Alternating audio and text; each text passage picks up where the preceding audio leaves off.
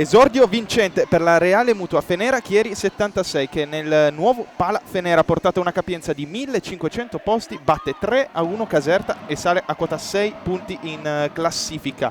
Esordio anche per Polter e Capitan Enright, entrambe autrici di una grandissima prestazione. La portoricana viene premiata a fine match come migliore in campo. Il primo parziale del primo set si chiude con Caserta avanti 6-8. Ottima partenza delle campane, che in questi primi scambi non sono mai andate sotto nel punteggio e non hanno praticamente mai sbagliato. Bene l'approccio alla gara di Alexa Gray, miglior marcatrice per le ospiti nell'ultimo incontro disputato, con 23 punti a referto.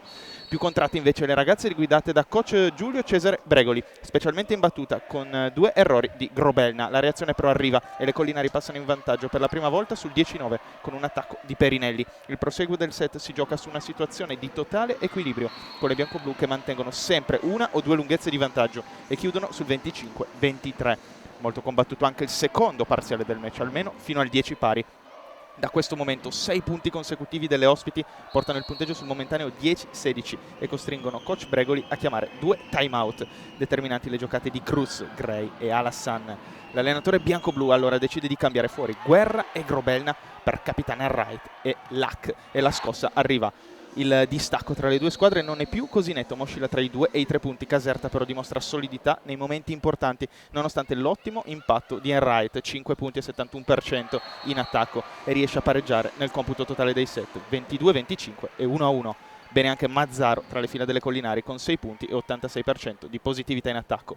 Avvio shock per Enright e compagni nel terzo set, 0-4 e timeout al rientro sul Taraflex. Il mini parziale sorride alle piemontesi, 6 punti contro i 2 di Caserta e perfetto equilibrio.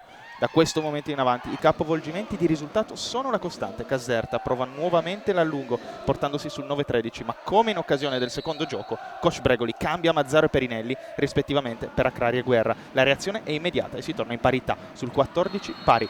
La seconda parte del set è una guerra di nervi, con le campane che cercano nuovamente l'allungo, ma si gioca quasi punto a punto fino al 20-20, quando Chieri decide di cambiare marcia e di chiudere sul 25-21.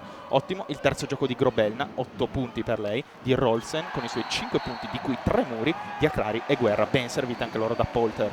Di fondamentale importanza il lavoro a muro di Rolsen. Quarto set che vede una partenza sprint da parte delle padrone di casa, che al primo parziale sono avanti 8-5. Coach Bregoli continua a dare fiducia alle giocatrici che hanno chiuso il terzo set e la sua scelta paga. Acrari gioca un quarto periodo di altissimo livello e risponde presente alla chiamata del suo allenatore. Caserta non riesce più ad avere la forza di reagire, dimostrata soprattutto nel secondo e nel terzo gioco. Il Pala Fenera continua a spingere le proprie beniamine, che con un netto 25-13 chiudono il set e il match sul 3-1. Giovedì Chieri sarà impegnata nuovamente in casa contro il Bisonte Firenze.